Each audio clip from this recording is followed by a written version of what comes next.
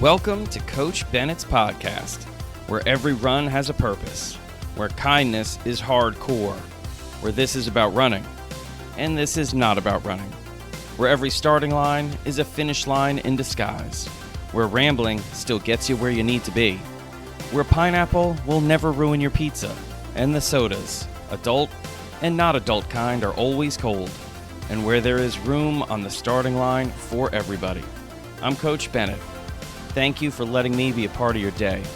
Let's get started. Welcome to episode 41 of Coach Bennett's podcast. And right now, I'm racking my brains trying to come up with something witty or even just remotely interesting to say about the number 41. And I got nothing. I can't think of an athlete that wore the number 41. I think Steven Spielberg made a movie called 1941, or was it 1942? That was a bomb, didn't do well. I never saw it, so I'm not going to make a judgment on it. I just know that it's widely panned as one of his worst. I think John Belushi was in it. So I got nothing. Other than it's one more than 40, and 40 was a really good episode. So thanks everyone for listening to last week's episode where I went through some of the top questions that I get. And this week is being hurt, or on being hurt. I'm not quite sure how I'm going to title this one, but it's been inspired by so many of you over the years reaching out and asking all sorts of questions about what to do when you're hurt, how to handle getting hurt, not just physically, because this one today is not about the physical side really of being hurt. It's really me telling you about when I had my first real injury when I was a runner and what I went through and how I learned so much from that experience, and still to this day am learning from that experience. And that experience, by the way, was when I was in high school. So we're talking a long time ago. So let me paint you a picture. It's the fall of don't worry about it, and I am a junior in high school. I'm 16 years old, and I had just come off an outdoor track season where I really became a varsity athlete. I actually had experienced success in the sport and had felt that, maybe I could do something in this sport. I had run very, very well at the local level in New Jersey and then at the state level in New Jersey. And heading into the summer, I was picked to be one of the top returners in the state for cross country. Really, all I had to do was just run over the summer, and I didn't. This was my lazy period, as I like to call it, which lasted for quite some time, a few decades actually, and I was dead smack right in the middle of my lazy period. So if we weren't having practice, I wasn't running. I just wasn't doing it. And during the summer, the team met 3 times a week. 4 days a week, I didn't run. And I missed a couple practices too, so I just was not training.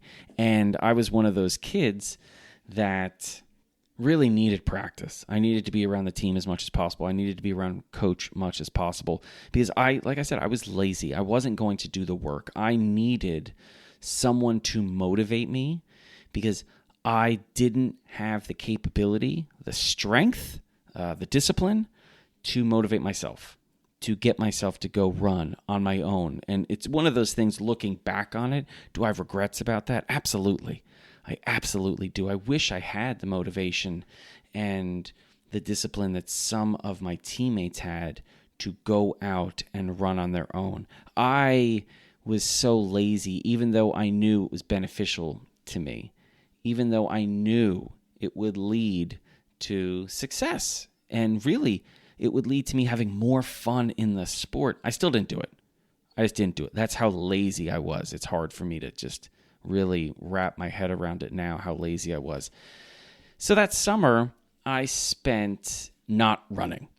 And on top of that, I had a bike. And it seems like, okay, well, at least the kid's biking. Well, the bike got stolen really early in the summer. I think I had it for maybe a week, 10 days, and I didn't lock it, and it got stolen. Like, no joke, like a week to 10 days. And I remember I came home and I'm like, Mom, my bike got stolen. She was like, what are you talking about? I'm like, I don't know what do you mean? What do I mean? My bike got stolen. I put it somewhere and then it got stolen. She said they cut the lock. And I think, looking back on it, my mom's a very smart lady. I think she knew I obviously had not locked it. There were not people going around with, chain cutters at the beach to steal a kid's bike. So she knew I was just, fittingly, too lazy to lock my bike. And somebody stole my bike. Somebody took my bike. I said, no, I didn't lock it. You didn't lock it? So I got in trouble. And there was a small part of me that thought, you know what? I think I'm going to get a new bike. It's so sad. I'm 16. I need a bike to get around. I thought she's going to let me get another bike. So I had a small glimmer of hope that maybe she would say, oh, all right, we'll get you a new bike tomorrow or in a couple days. And she just said, well, that's too bad. You're not getting a new one. I was like, well, how am I going to get around? She said, there's a skateboard in the closet. And I was like, there's a skateboard in the closet? What are you talking about? Like, skateboard's been in the closet for like 5 years. Well, I learned how to skateboard that summer. I'll just tell you that. So my primary exercise during the summer was skateboarding. I skateboarded everywhere, miles and miles and miles a day, which is great. It got me from A to B to C to D. It got me all over the place. I learned how to skateboard, at least, not doing tricks, just, learning how to fly down a road and kind of sort of stop. Skateboarding's a little bit funky when it comes to stopping. That's not as easy as you think. You think of running. Like, it's really hard to learn how to run and continue to run. Stopping a run, everybody can do that. Skateboarding's different.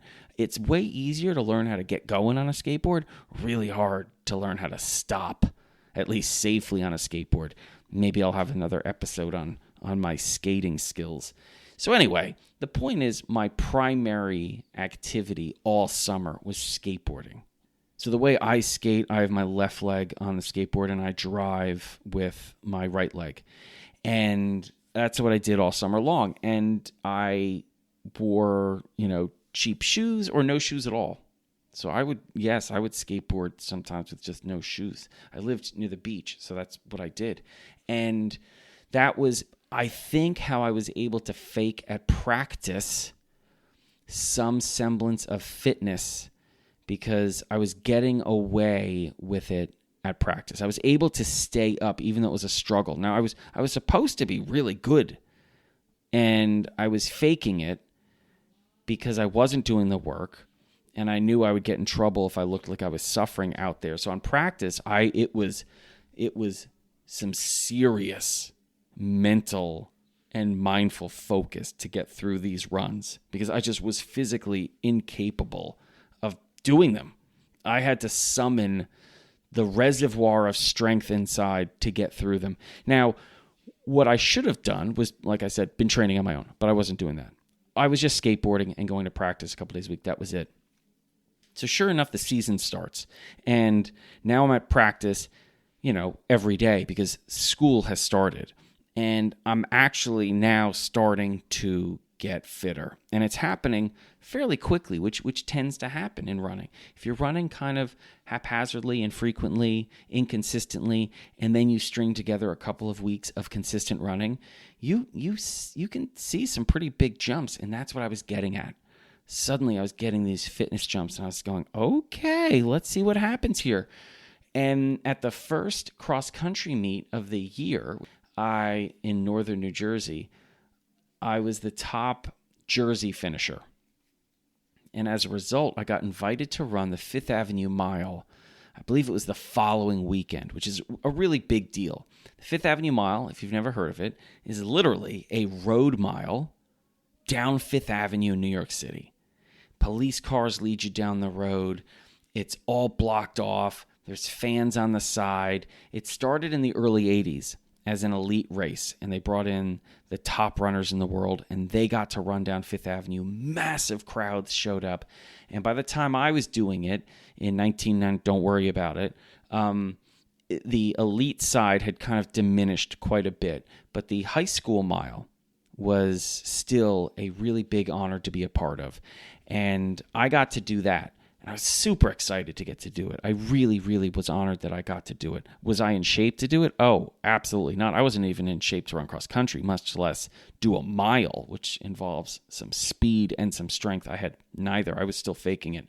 I also didn't know really what to wear for a road mile, so I wore my cross country spikes. Maybe I can put up a picture somewhere of what my cross country spikes looked like. The point is they had a minimal amount of cushioning, okay? Because they're not there for the cushioning. Back then in 1990, don't worry about it. They were there to basically just hold the spikes and be as lightweight as possible so you could run shorter distances on a track, on that kind of a surface. And I wasn't wearing them on a rubberized track. I was wearing them on Fifth Avenue, the asphalt, the concrete, the hard road of Fifth Avenue. And obviously I took the spikes out. So I was basically wearing glorified slippers, which is not what you want to do when you're running something as violent as the mile. And by violent, I mean it's just super intense, takes a lot of speed. So you're really coming down pretty hard and pushing off with a lot of force when you're racing a mile. So sure enough, I do the Fifth Avenue mile. I have a blast. I don't run very well. I don't think anyone was shocked at how mediocre I ran, but I had a really, really great time. This was on a Saturday. Sunday, I'm not sure if we had practice or not, but Monday at practice at school, I got about 3/4 of the way through the run, and I noticed my foot is really starting to hurt. Right in the middle of my foot on the instep, it's just starting to hurt. Now, I've been pretty lucky up to this point where I haven't been hurt, and I haven't been injured, and I haven't had to miss any time. And I haven't had very sharp pains anywhere. And suddenly I'm doing this run and I'm thinking, I've never experienced pain like this before. So I have to stop the run, which is something I never did. No matter how much fitness I lacked or how tough the run got, I never stopped a run. I always saw it through to the end. And this one I actually had to stop and I had to start walking. And my coach looked at me and said, "What are you doing?" I said, my foot hurts. And he got worried because he knows I don't complain. So he was definitely worried. Where does it hurt? Is it a sharp pain? Is it a dull pain? I said, it's a sharp pain. And we went to the trainer at the time. Now, back then, this is a long time ago, trainers were not equipped to deal with many things that they are now. It's a much, much, much more elevated position than it was. There's way more that they have to know how to deal with, handle. Their expertise is far greater. And I'm speaking in generalities here because I know that I'm sure there were some maybe sports trainers at high schools back when I was in high school that were excellent. But on the average, they would be considered average now. The quality is so much greater. So I'm not faulting the trainer. The trainer basically said, all right, something's bothering you. Maybe it's, I don't know, your ligaments or something like that. We'll tape it up. And that was kind of the answer. We're going to tape it up. And my foot got taped. And the next day I went and ran and it hurt. And the next day I went out, it was taped up again and it hurt. And then I had to, take 2 days off. And this went on for about 2 weeks. Which means I had to miss that next race, which was a bummer because I was now excited and I was committed and I was starting to, I feel like, turn a little bit as an athlete in the sport where suddenly I was like, this is important to me. And I think maybe some of those regrets I had about not committing and not training, I think maybe this is going to be different. Because there's an obligation and a responsibility to the team that I suddenly started to feel. I was now a junior, not a sophomore, so I was an upperclassman. And I had to miss this race, and that hurt, and I think that was a good sign. But the following week, taping my foot, nothing was getting better. So finally, we went to an orthopedist, and that was recommended by somebody. They said, I think it's probably, ligaments. Okay, well, I don't need to belabor this point, but it wasn't ligaments. And then a few weeks later, running some days, not running others days, getting flustered, getting down, getting really, really sad about this. Well, maybe it's your tendons. Okay, well, it wasn't that. We're now weeks later. And on top of that, I then wake up with my neck very swollen, and we'll fast forward through that. I got mono. So not only do I now have an injured foot, I have mono, which is not good. So I was more or less bedridden for about 10, 12 straight days. I missed about 2 weeks of school. You have to be very careful coming back from mono. You're in a weakened state. It's very easy to relapse. Really just general exhaustion when you have mono. So when I finally felt like I could start running again, I had missed a significant chunk of time. And I thought, okay, there's no way my foot's going to hurt. There's just no possible way. I mean, I've missed weeks and weeks and weeks, and I went out for a run. We're now looking at probably late October at this point, very late October. And I remember going for a run. In the first 10 minutes, I don't think I felt it, and then it came on, and it was terrible, and it hurt really, really bad. And I remember being on the run and stopping, and I was alone, and just being so angry, like that my foot had sold me out, had let me down, had sabotaged what I was trying to do. So I told the coach, I said, it just hurts really bad. I couldn't do the run. He said, okay, get on the bus. And I got home, and I remember I had something. I remember even what it was called. It had this very funky smell, not in a bad way. It was actually kind of neat. It was called mineral ice, which was similar to like a Bengay or something like that. So you got to remember, this is a different time. And one of the things that I was doing was I was rubbing mineral ice on the arch of my foot and kind of the instep of my foot a couple times a day, thinking, oh, this is going to help. And I remember I was putting it on my foot, and I just ended up throwing the container against the wall.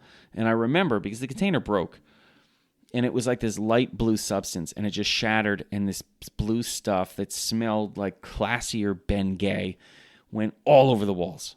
And I was just in my room, and I just kind of broke down. I was so tired of being frustrated. I was so tired of being angry.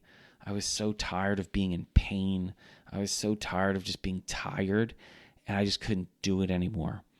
And we had the big meets coming up, the state championships, and the team was in the hunt to win a state championship. And I think some teammates were still holding out hope that I was going to potentially get to run, and I was holding out hope that I was going to get to run, and it just all fell apart. And eventually in December, we're now in December, I went and I saw a doctor in sports medicine, and very quickly he said it could only be a couple of things.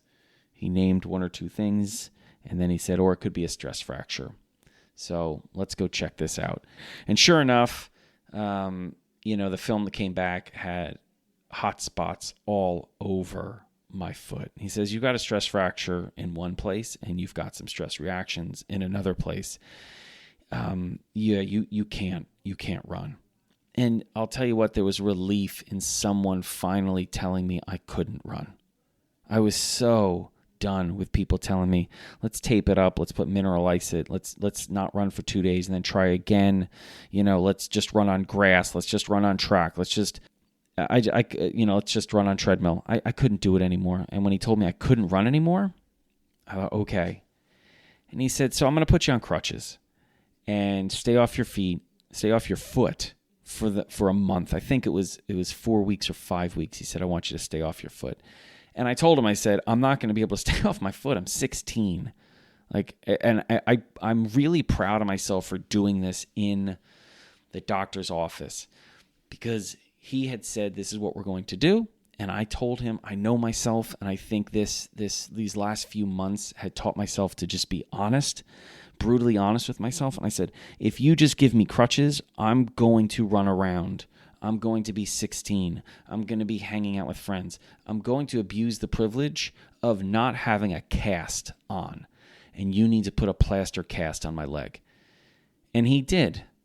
So I had a plaster cast for, I think, 4.5 weeks and crutches from the middle of December through late January. And I eventually got the cast off, and I still remember my first run back. I believe it was February 4th. And I've actually put a post up about this, about that run, about it being the most important run that I can remember, because it was my first run in months where I wasn't in pain. It was a run I finished where I had real hope. It was a run that I did where I was in horrendous shape, and it had nothing to do about fitness. It had nothing to do about running a fast mile or 3K or cross country. It was just truly loving the fact that I was running and I was moving and I was powering myself and I was not in pain. And my mom took a picture of me running, going down the front yard, and it was the only time she ever took a picture of me going for a run. She had taken pictures of me racing, but never just going for a run. This entire September to February debacle really shaped my view of injuries and sickness as an athlete, as well as a coach. And I'm going to go through now, and thank you for sitting through or walking through or running through the story of the injury. But I think it's important to know, 1, I was just a kid. 2, I was just starting to fall in love with the sport. 3, I was on a team. 4, it went on and on and on. It was setback and hurdle and barrier and stumble and fall over and over again for months and months. And I just didn't know what was wrong with me. And in the middle of this, I got mono, So anyway, so it shaped me. It shaped me as an athlete. It shaped me as a coach. And it shaped the way I look at injuries, sickness, healing, and recovery. So I'm going to go through a couple of things now, and I'm hoping it helps you. And you've heard me say this before. I don't think you need to experience something to learn from it, because you can learn from other people's experiences. And I'm hoping that my experience can help you if you go through an injury or sickness. So when I look back at that injury, when I look back at those months, I think of all the things that I didn't do right. I think about the things that I should have done. And I'm going to go through a few of them. Once there was the realization that this was not something that was just going to heal itself. It's not getting better on its own. I should have gone to an expert. I should have asked to have gone to an expert. I will give myself the grace that it was a different time. The idea of going to a sports medicine doctor was just incredibly rare. You would just think like maybe Michael Jordan or Mia Hamm went to people like that. I don't. I'm a 16-year-old kid running cross country. Get over yourself. But I'll tell you what, now we are so lucky to have so many great physical therapists, sports medicine doctors, experts in their fields. If it's something you can't heal on your own, if it's something you can't recover from on your own, then you need to go and find experts that will help you recover, that will help you heal. So that was something that has always stuck with me. Yes, if an athlete of mine or myself as an athlete am dealing with something that's going from bothering me to suddenly, potentially, maybe being an injury, and the little things that normally would help alleviate are not doing that, well, then we are going to elevate this to an expert. Another thing was I was a very passive participant in all of this. And what I mean by that was I was hurt, and I just then allowed myself to be hurt. I wasn't actively trying to heal myself. I wasn't actively trying to recover. I wasn't searching out and looking for things I could be doing. Now, granted, it was a stress fracture. Okay, I'm not going to be actively healing that beyond staying off it and doing all the things to give it the best possible situation and environment to heal.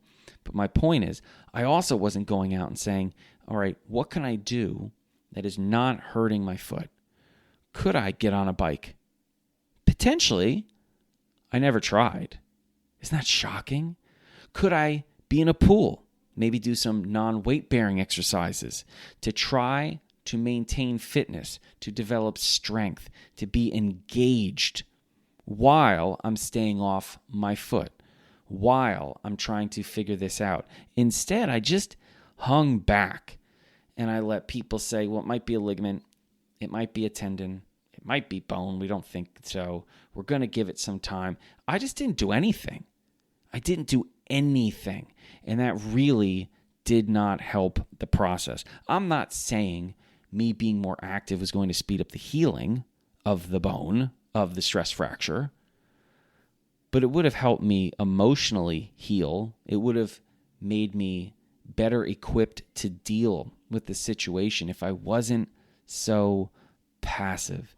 So it's another thing that I remembered of I have to maintain activity in a lot of different ways. We'll get a little bit to that in a minute. I also stopped going to practice. On the days where I knew I couldn't run, I just didn't go to practice. I thought, what's the point? Why would I go there and watch my teammates run? So I went home. And that was a massive mistake because that's when I needed them the most. When I went home, I didn't do anything. And I was away from my friends.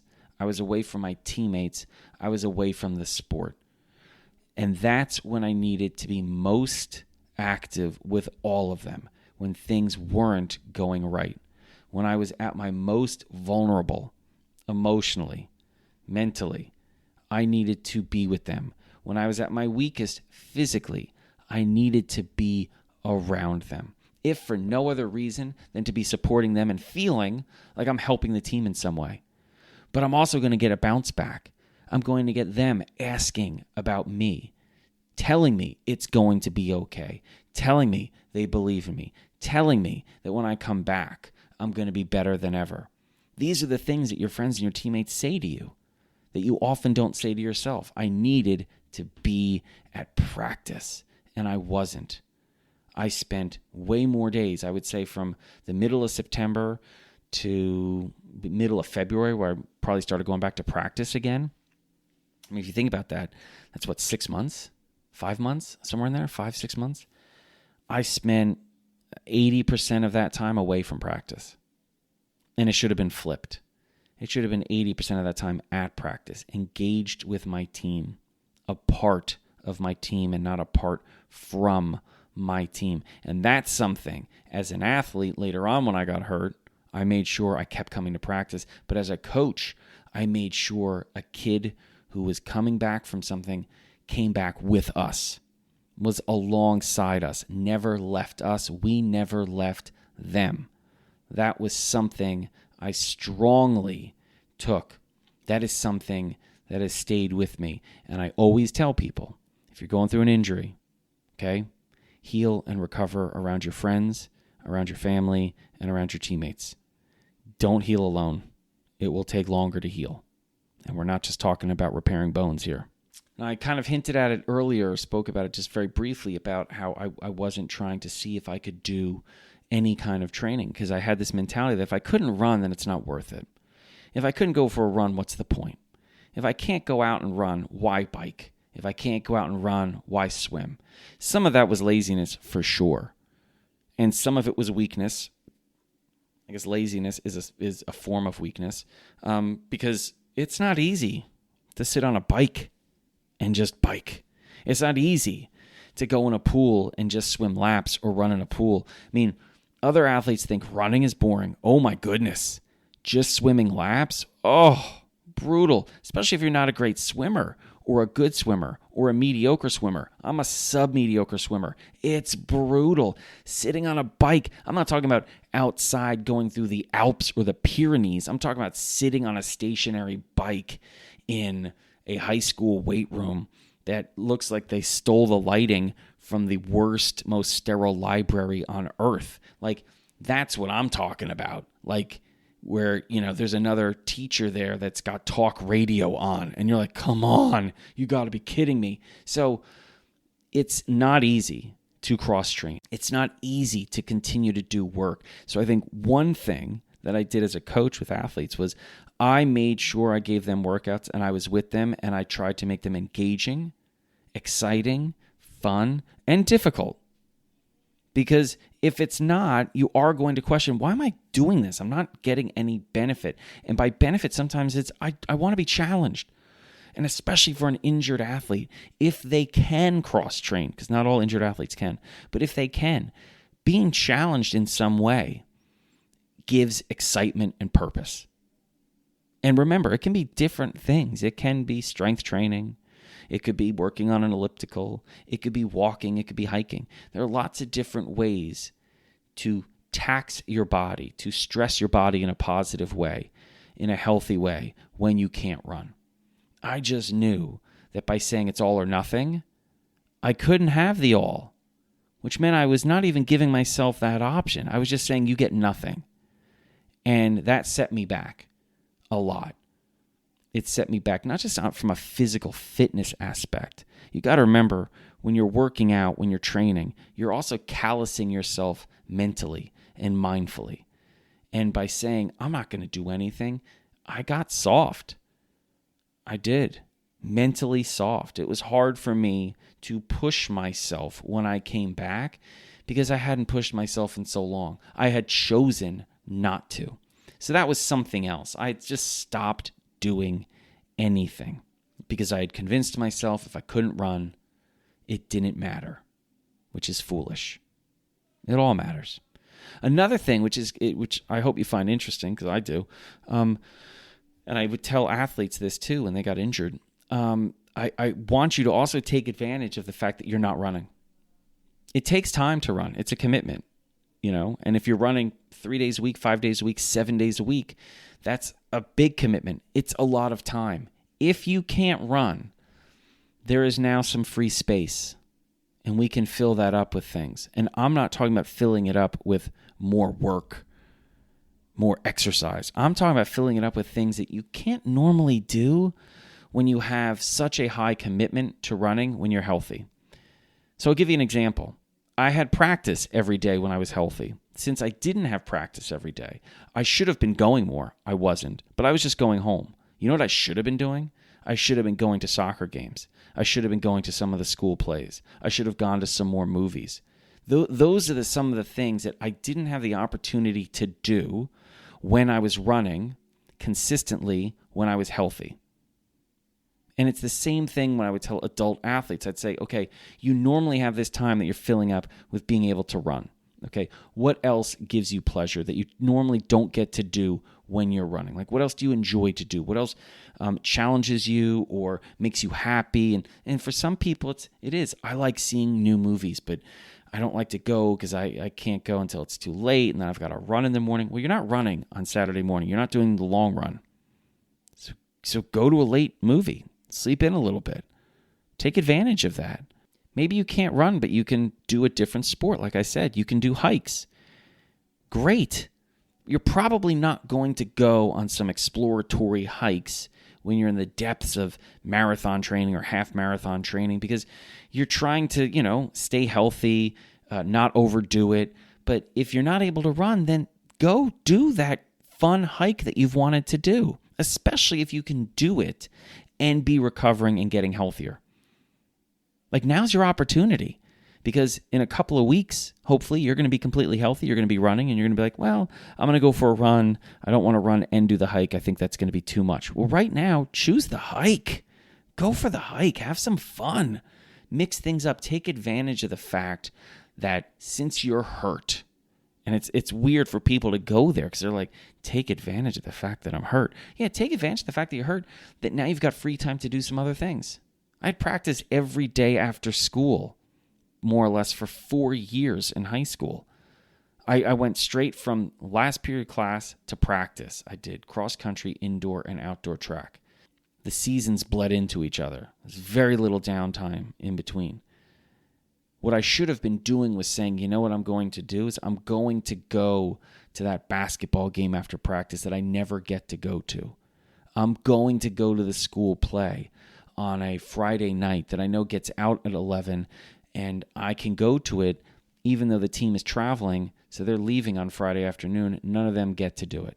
I should have taken advantage of those things. I think it's a great way to incorporate some positivity into what is a tough situation. Being hurt is not fun. Being injured is not fun. But if you can incorporate some positivity in there to say, okay, I'm not happy I'm hurt, but I am going to be grateful for the opportunity that I have now to go do a few things that normally maybe wouldn't present themselves. So sure, it's a little mental gymnastics, mindful gymnastics, but guess what? It works.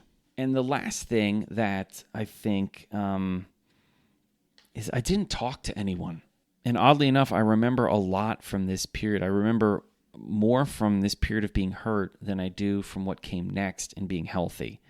I remember more days of being in my room alone and being sad and down and hurting than I do months later coming back from a good practice and being happy. And I think maybe I remember more from this hard, tough time because it was something inside saying, you need to remember this. This is going to be beneficial.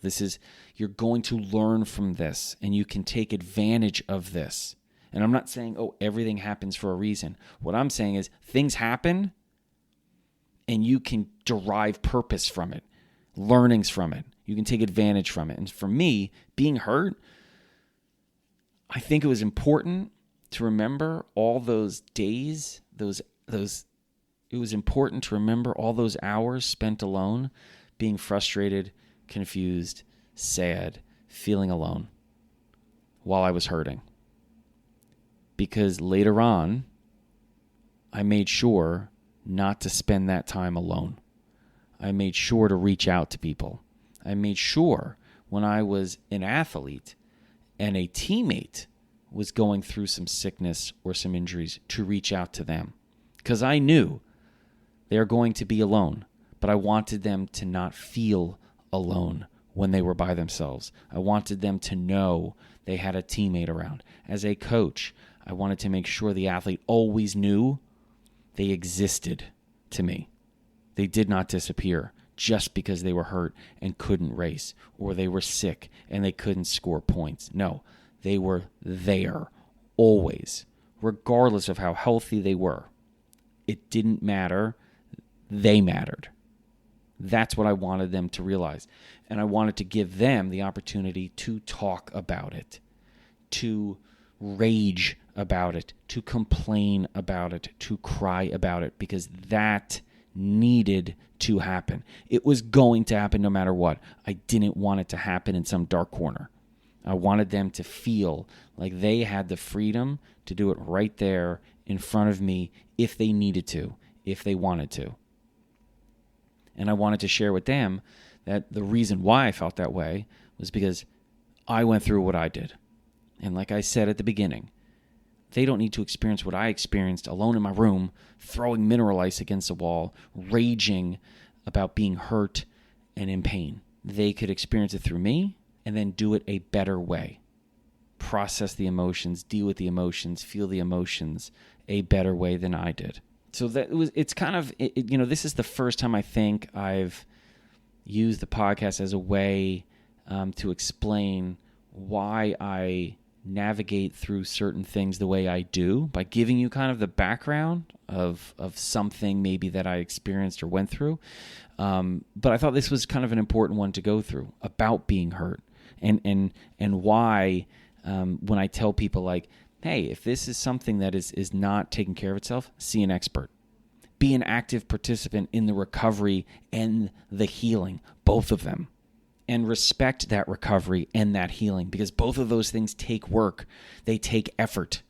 It is not something that is passively occurring. It is an activity your body is doing to heal, to recover. Respect it, support it, and be a part of it. Stay involved with the sport and your teammates. Don't be apart from it. Be a part of your team, and your team will be a part of your life, and this is when you need them. And if you flip it, a lot of times all you have to do is say, imagine it's a teammate that's hurt and not you. Imagine it's a teammate that's sick and not you. What do you think they need? How can you help them? And when you flip it and you take it off yourself, you suddenly realize like, oh, you're right. I should be around the team. Because if there's something that's best for a teammate, it probably means it would also be best for me.